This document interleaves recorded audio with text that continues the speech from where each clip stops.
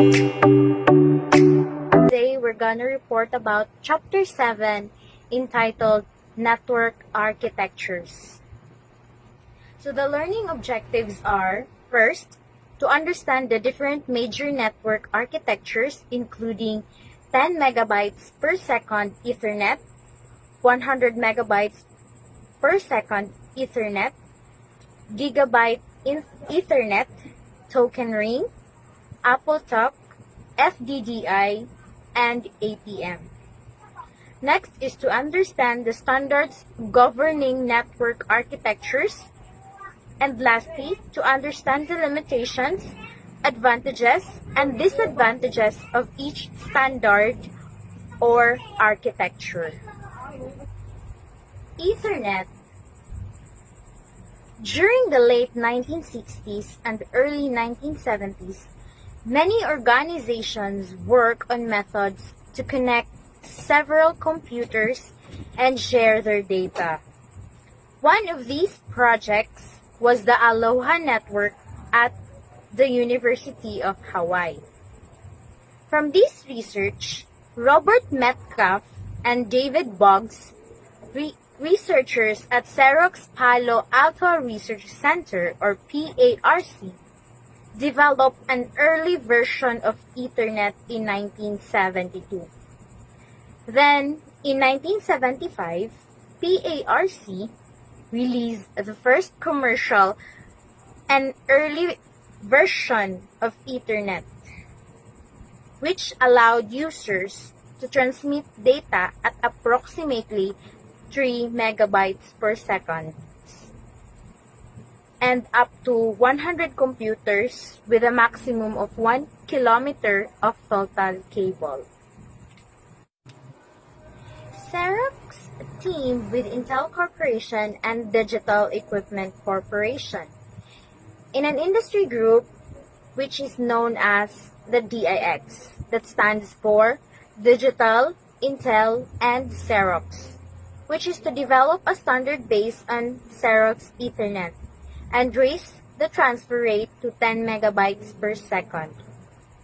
In year 1990, the IEEE used this version of Ethernet as the basis for its 802.3 specification, which defines how Ethernet networks operate at the physical and data link layers of the OSI model.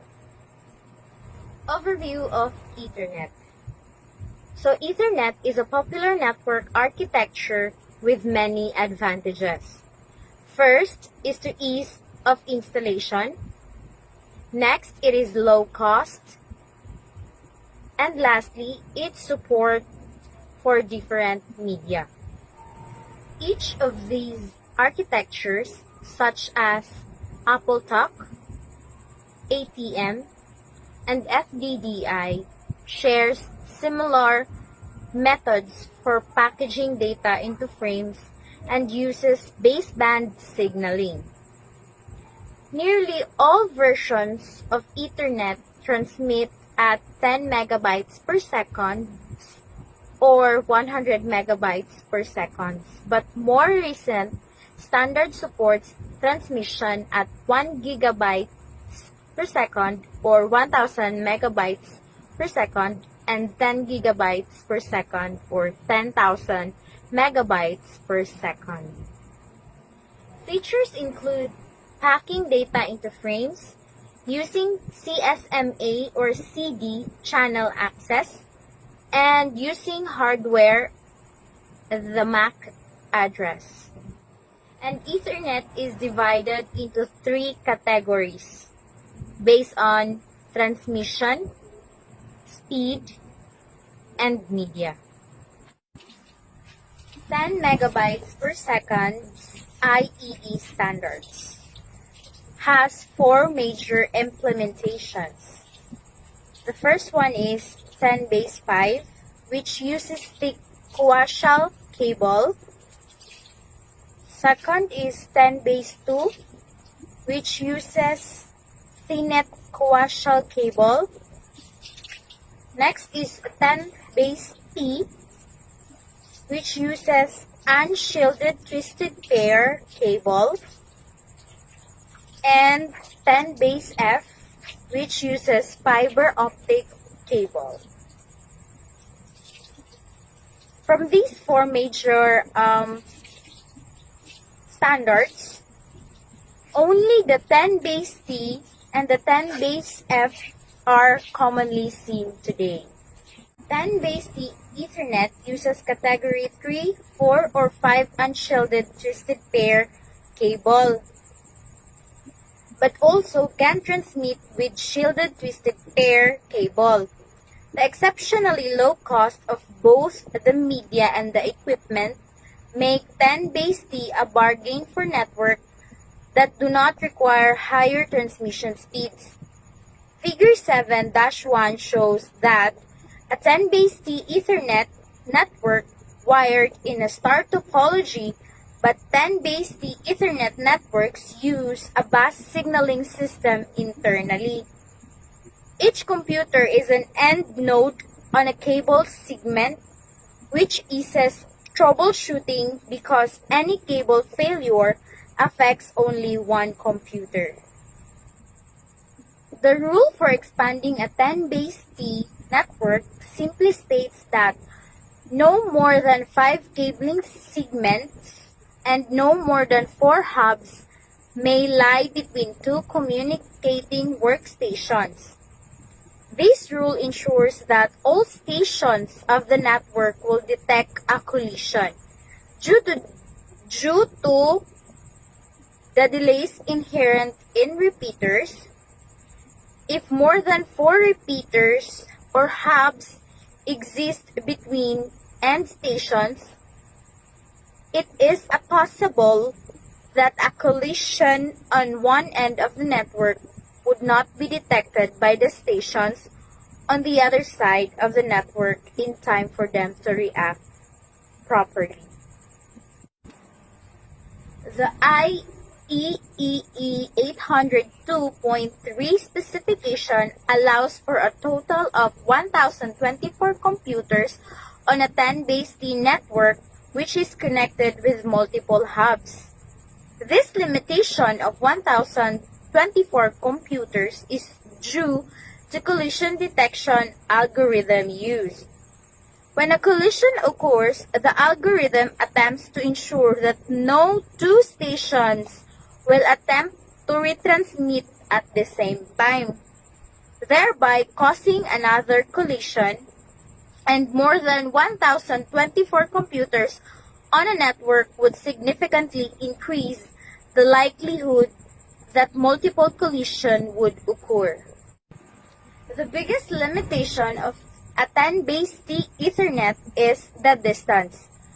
The maximum cable segment length is only 100 meters for any twisted pair cable segment.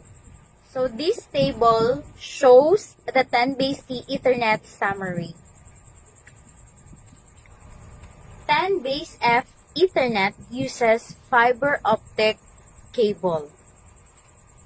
It has 3 subcategories, namely first, 10 base FL that links computer in LAN environment. Next is the 10 base FP, which links computers using passive hubs with a maximum cable segment length of 500 meters. And next is the 10 base FB, which uses fiber optic cable as a backbone between hubs. 10 base F usually wired as a star topology, which has a maximum of 1,024 nodes connected by repeaters. That is shown in table 7-2, which summarizes the 10 base F Ethernet. 100 megabytes per second IEEE standards. It is the most widely accepted Ethernet standards in today's generation is the 100 base T, which is also called the fast Ethernet. It has higher speeds that makes this technology well suited for applications such as video, computer-aided design or CAD, computer-aided manufacturing or CAM, and imaging. And the other one is 100 VG AnyLAN. It is a short live technology that is rarely, if ever, seen in today's network. 100 base T. It is also called as a fast Ethernet. It is an extension of the 10 base T standard. Grand Junction Networks, 3Com, Intel, and other modified the 802.3 Ethernet standard to support 100 megabytes per second transmission over Category 5 UTP.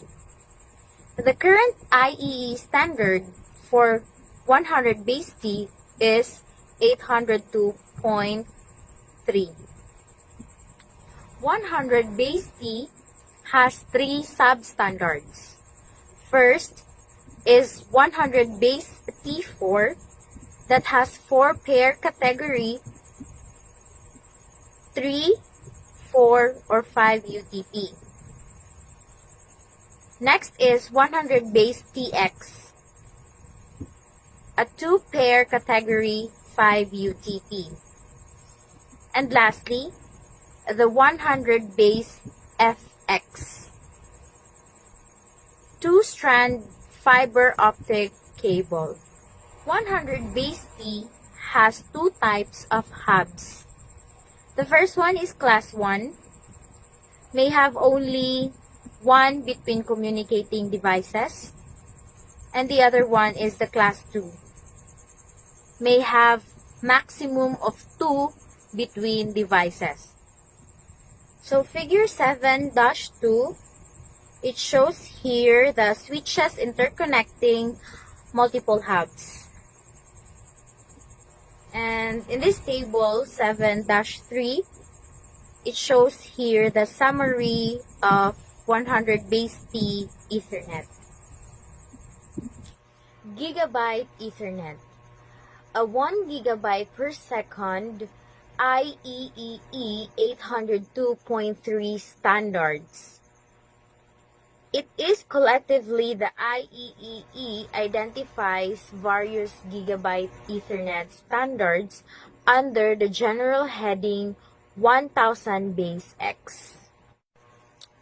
1000 base X requires different signaling methods. It uses 8 bytes or 10 bytes coding scheme with 8 bytes of data and 2 bytes of error correction data. And it uses full duplex mode. There are 2 separate extensions that covers 1000 base X and 1000 base T.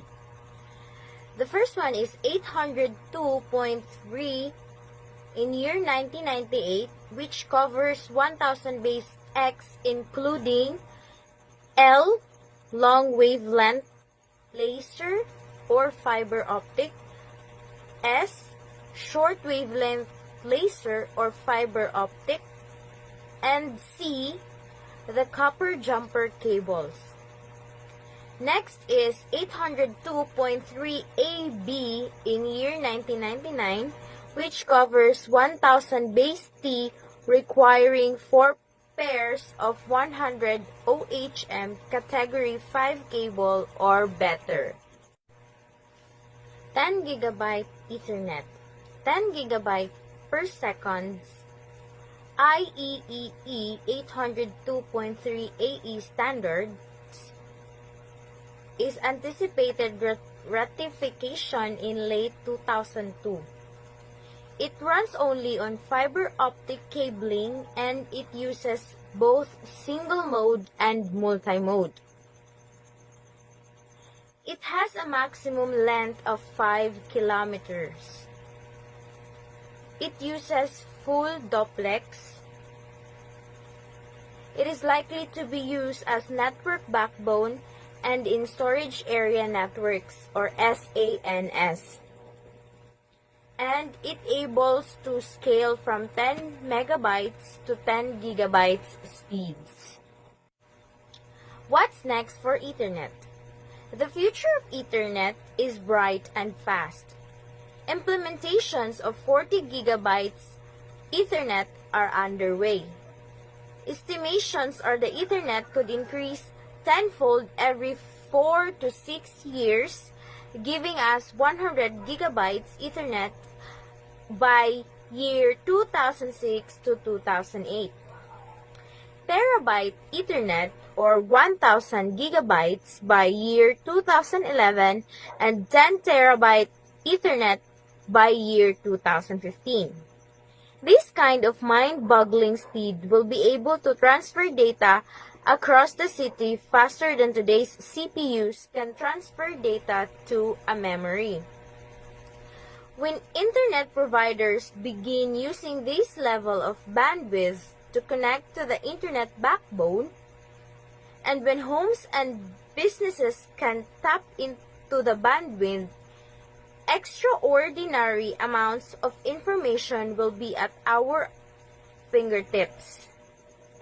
This level of speed has major implications for the entertainment industry and many other aspects of our lives, both a business and pleasure. Ethernet frame types. One major distinction between Ethernet and other network architectures is that Ethernet can structure data several different ways before placing it on the network medium. Ethernet supports 4 frame types. The first Ethernet frame types is Ethernet 802.3. It is used by IPX and SPX on novel netware 2.x or 3.x networks. The second Ethernet frame types is that Ethernet 802.2. It is the default frame type used by IPX or SPX on novel netware 3.12 and 4.x networks. This is also the native frame type supported by default when Microsoft NetWare Link is installed. The third frame type is Ethernet SNAP, which used in EtherTalk and mainframe environments. Ethernet SNAP or Sub-Network Address Protocol is generally used on the AppleTalk Phase 2 networks, which contains enhancements to the 802.2 frame, including a protocol type field which indicates the network protocol used in the data portion of the frame.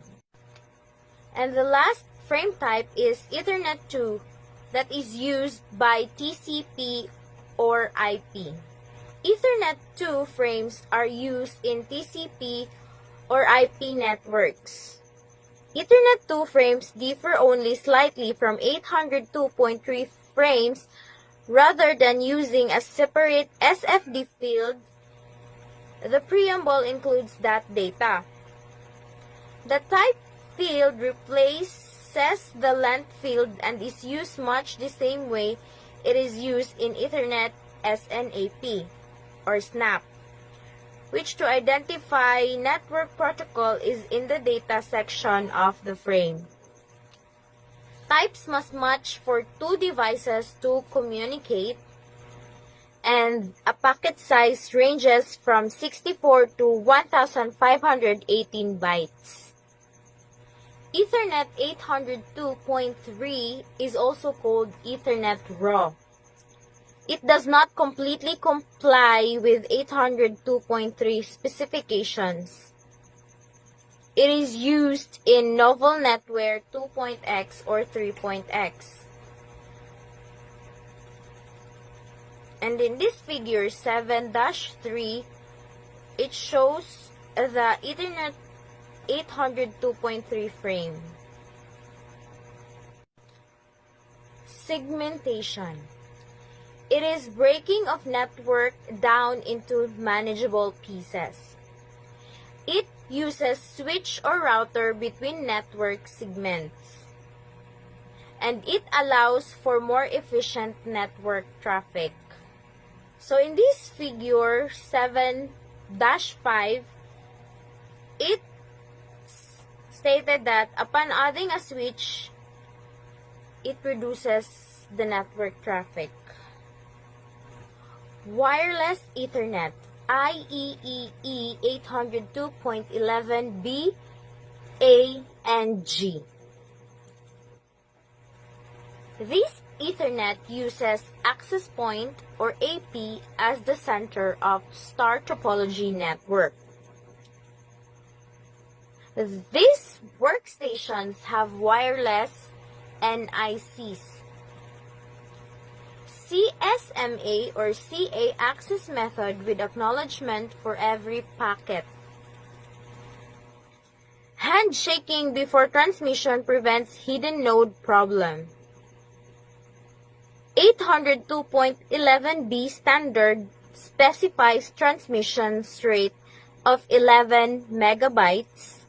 802.11a and G specifies 54 megabytes.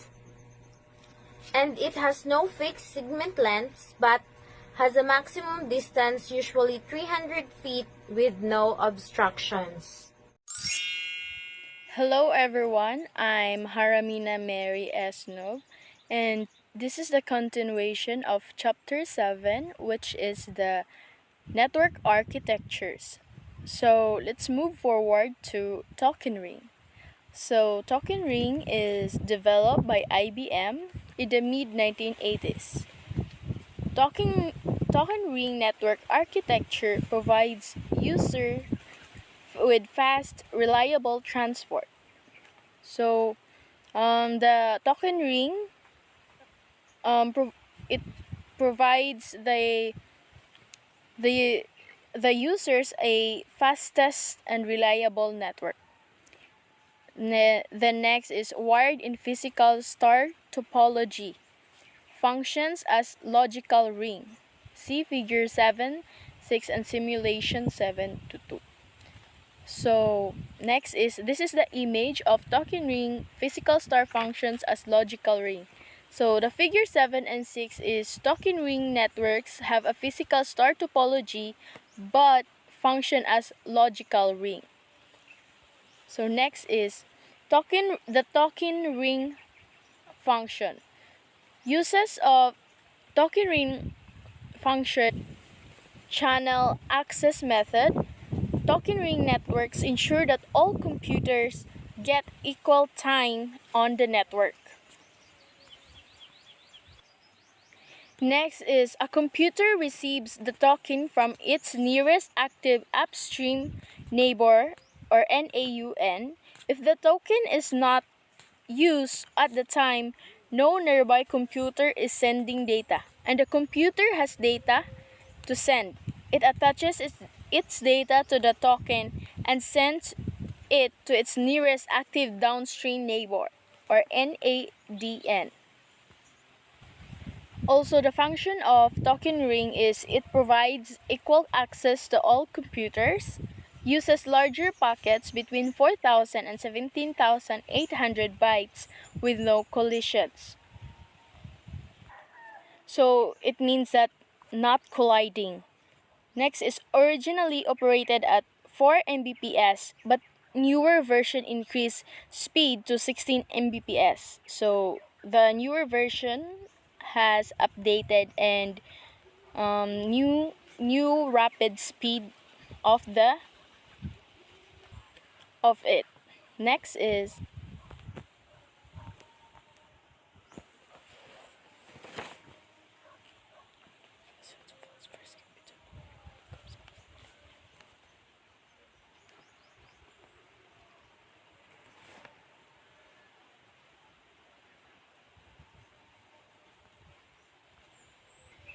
Next is beaconing. So technique automatically isolates faults. First computer powered on network becomes active monitor managing beaconing process. The first computer powered in on a token ring network is assigned the responsibility of ensuring that data can travel along the ring. So the data can travel along the ring. This computer, the active monitor, manages the beaconing process. All other computers on the network are standby monitors. Packet announces address of active monitor. Network is intact if packet travels around network and returns to active monitor. Figure 7 shows ability to reconfigure network to avoid problem area. So this is the token ring reconfiguration to avoid break. Figure 7 shows that um, this this figure will help to avoid troubles. Next is the hardware components. Uses manifestation multi-station access unit or MAU or MSAU or smart multi-station access unit SMAU. Next is the ring out or RO port on one hub connects to the ring in or RI port on the next hub, and so on to form a ring among the hubs. So there is a interconnection of the RO to RI to connect or to form a among the hubs.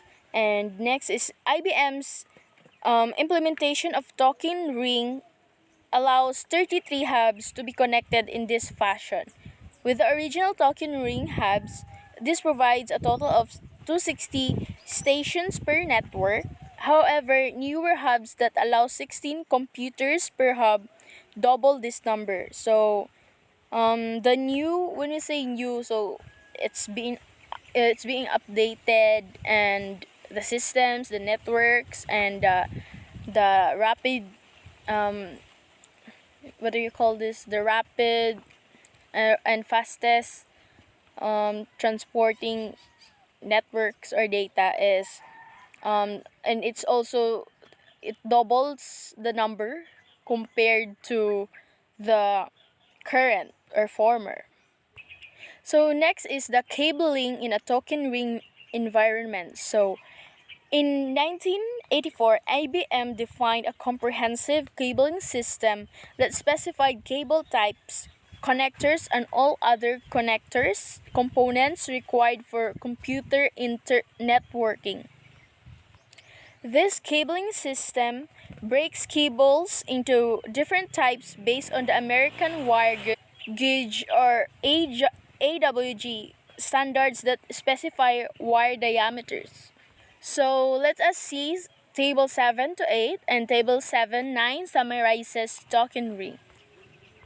So this is the Table 7 to 8, which is the IBM or token ring cabling. So the cable types, we have type 1 to 9 and it's this following description. So type 1 is TP with two pairs of 22 AWG solid copper wire surrounded by a braided shield and casing.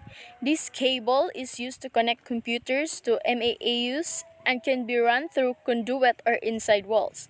Type 2 STP with two pairs of 22 AWG solid copper wire for data and four pairs of 26 AWG wire for voice. This cable is used to connect both data and voice without running two cables. So this type 2 used to connect the both data and voice without running the two cables or uses the two cables. Next is type 3, which is it is said that UTP voice grade cable with 22 AWG for 24 AWG, each pair twisted twice every 3.6 meters or 12 feet. It is cheaper alternative to type 1 but limited to 4 Mbps. This can be a alternative to type 1 but and less expensive. So next is the type 5, which is fiber optic cable 62.5 or 100 micron diameter.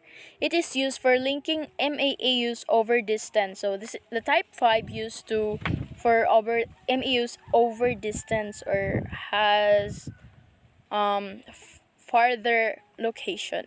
Next is type 6, STP cable with two twisted pairs of 26 AWG stranded wire surrounded by braided shield and casing, similar to type 1, except that the stranded wire allows greater flexibility but less distance, two-thirds that of type 1. This cable is generally used as a patch cable or for extensions in wiring closets. So this is used for wiring closets or extensions. Next is type 8 HTP cable for use under carpets. It is similar to type 6 except it is flat. So the type 8 can be useful too to many things. Type 9 plenum rated type 6 cable. So next is the summary of talking ring, and this is the table 7 to 9, which is there's a category and its summary. So the IEEE specification is it is said at 802.5, and its advantages of the token ring is fast and reliable. Yeah, as what I've mentioned earlier. And next is the disadvantages of the talking ring is more expensive than Ethernet, difficult to troubleshoot. So it is more costly and it's hard to troubleshoot. Next is topology, ring cabled as star. Next is channel access method or token passing. Next is maximum cable segment length 45 meters UTP and 101 meters STP. Next is maximum number of segments 33 hubs. Maximum devices per segment depends on hub. Maximum devices per network 72 with UTP, 260 with STP, and the transmission speed is 4 Mbps or 16 Mbps.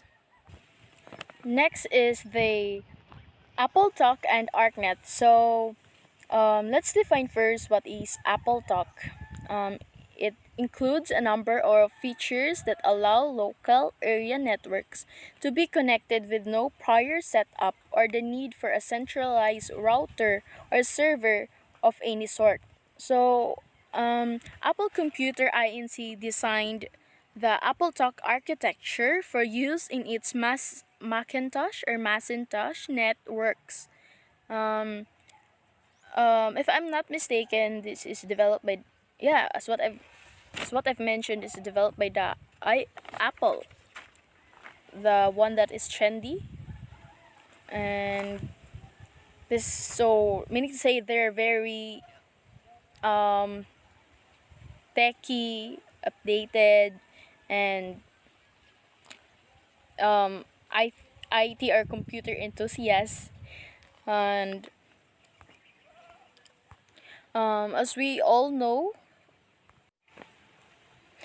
as we all know, many people around the world is really fond of Apple and its varieties of gadgets that they produce.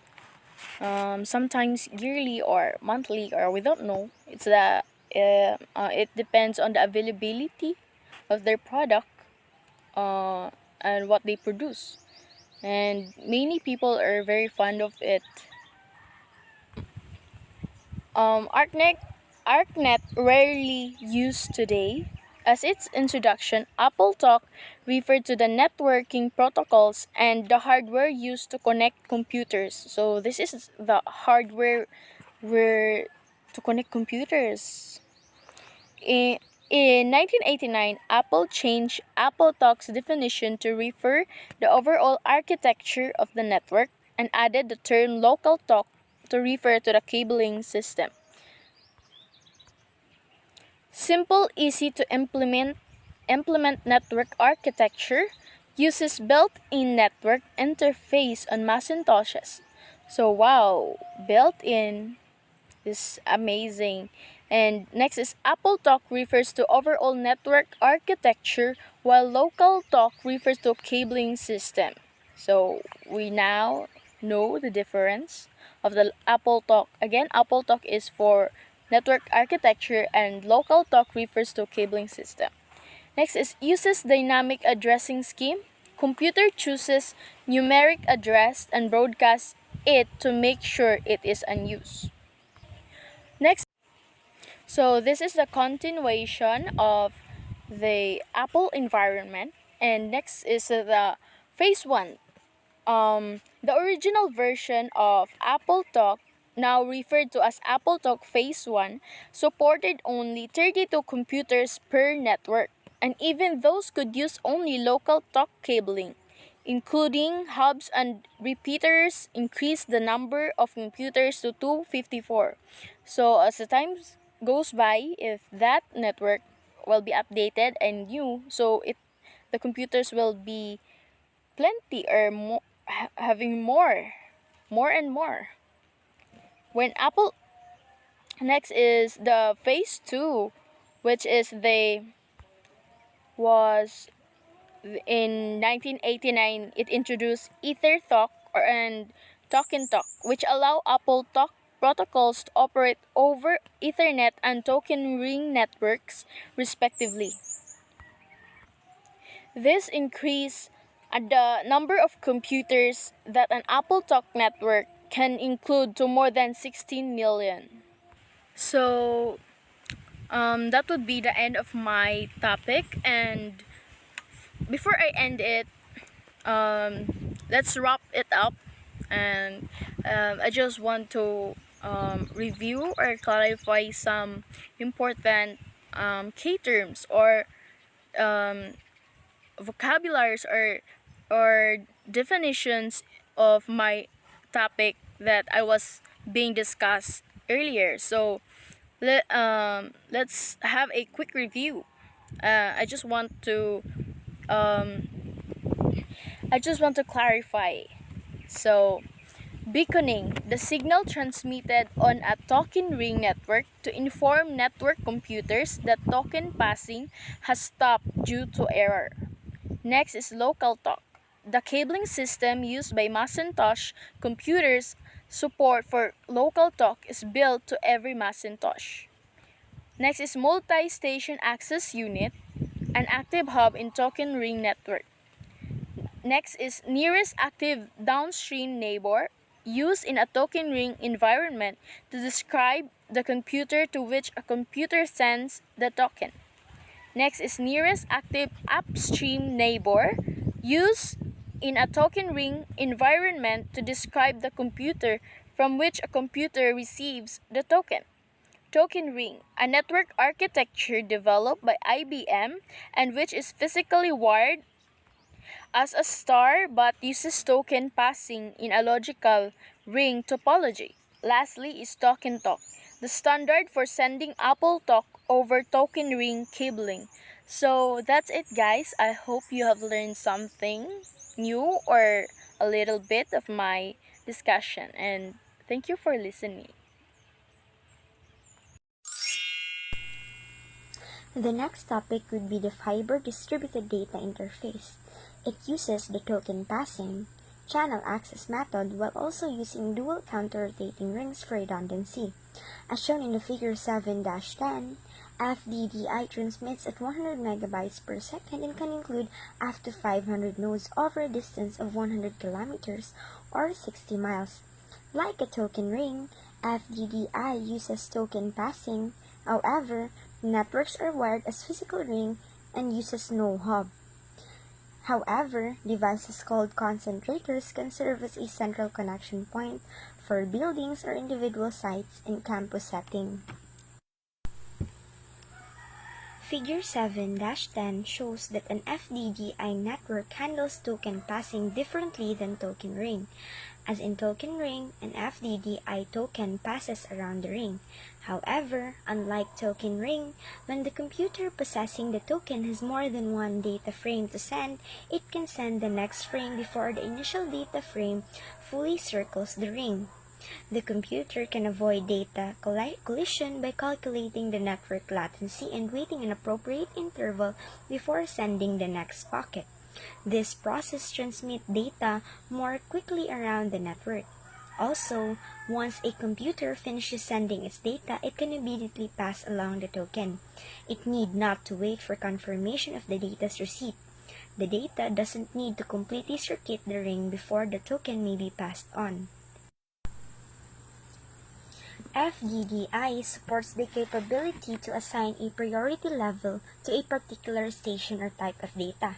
For example, a server can receive a higher priority than workstations, while video or time-sensitive data can receive even higher priority. Memory ring, where it continues its journey, as shown in Figure 7-11.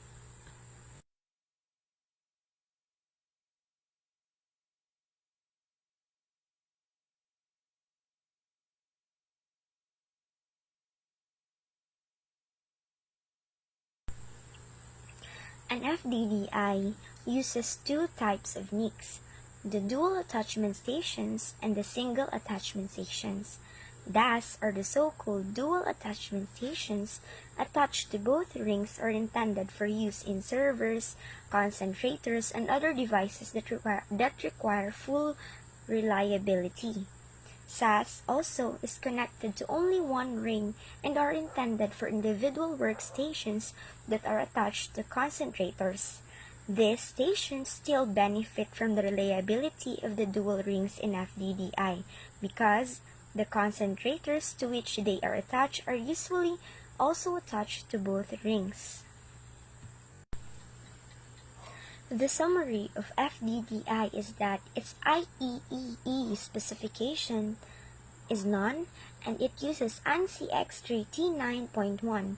Its advantages and disadvantages are it's very fast, reliable, long distance, and highly secure, while it is also expensive and sometimes difficult to install.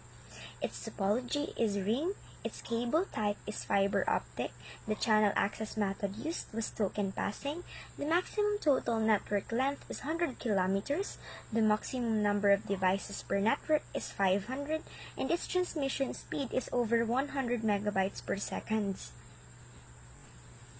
Many other network architectures are available. Some are good for specialized applications, and others are emerging as new standards. This includes the cable modem, the digital subscriber line, or the so-called DSL, the broadcast technologies, and the ATM, or the so-called asynchronous transfer mode. Broadband systems use analog techniques to encode information across a continuous range of values, rather than using binary zeros and ones that characterize digital data in a baseband environment. Broadband signals move across the medium in the form of continuous electromagnetic or optical waves. A single cable delivers dozens of hundreds of channels. This is possible because each channel uses a different frequency, and the television tuner is used to capture only the data traveling on the channel, which is currently set. Historically, broadband technology was limited to special application. However, the Internet's rapid growth pushed broadband to forefront again. This new networking products offers extremely high-speed, reliable connectivity. Next is the cable modem technology. It delivers internet access to homes and businesses over standard cable television coaxial cable.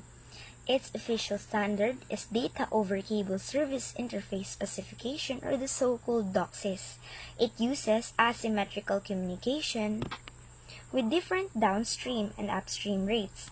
Its upstream may be 10 megabytes per second, and its downstream is usually between 256 kilobytes per second and 1 megabytes per second. This is the figure 7-12. It shows the typical cable modem network. Next is the digital subscriber line, or the so-called DSL. It is a broadband technology that uses existing phone lines to carry voice and data simultaneously. There are many flavors of DSL available, but the most prominent variety is the asymmetric DSL or the so-called ADSL. This splits the phone into two-line frequency that ranges frequency below 4 kHz are used for voice transmission, and frequencies above 4 kHz are used to transmit data. The download and upload speeds differ significantly. Its download speeds from 256 kilobits per second to 8 megabits per second, and its upload speeds from 16 kilobits per second up to 640 kilobits per second. Broadcast technologies, by definition, are one-way transmission. It provides internet access by satellite television systems. Its user connects to a service provider through a regular modem. Then, the service provider sends the data by satellite through the user's home at a speed up to 400 kilobits per second. These service providers such as DirecTV. The asynchronous transfer mode, or the ATM, this is designed for both local area network and wide area network. It uses the connection-oriented switches and continuous dedicated circuit between two end systems. The data travels in fixed short 53-byte cells with 5 bytes for header and 48 bytes for data. This enables guaranteed quality of service and the choice for a long-haul high-bandwidth application. ATM and SONET signaling rates. The ATM bandwidth, rated in terms of optical carrier level in form OC-X, where X represents multiplier of basic OC-1 carrier rate of 51,840 megabits per second. Its rate is originally defined for synchronous optical network, or the SONET. The various signaling rates associated with SONET are the same those associated with the ATM. Table 7-12 lists common SONET optical carrier rates, which ranges from OC1, the 51.840 megabits per second, to OC768, which is 39.813 gigabytes per second. Typical ATM signaling rates available. Next was the high-performance parallel interface. It was developed in the late 1980s. HIPPI is originally used with supercomputers and high-end workstations. The serial HIPPI is a fiber optic version, uses series of point-to-point optical links. It provides a bandwidth of up to 800 megabytes per second. It is commonly used as network backbone prior to advent of gigabit internet. EP6400, known as Gigabyte System Network, or the GSN, transfers at 6.4 gigabytes per second. While these speeds are impressive, HP and GSN are considered exotic networking products and are not frequently found in typical corporate networks. The following slides are the summary of the lessons of the Chapter 7 Network Architectures. This will help and guide you to remember the important points and lessons discussed in this chapter. Hope you have learned something, and please keep in mind that these lessons will keep you in the future.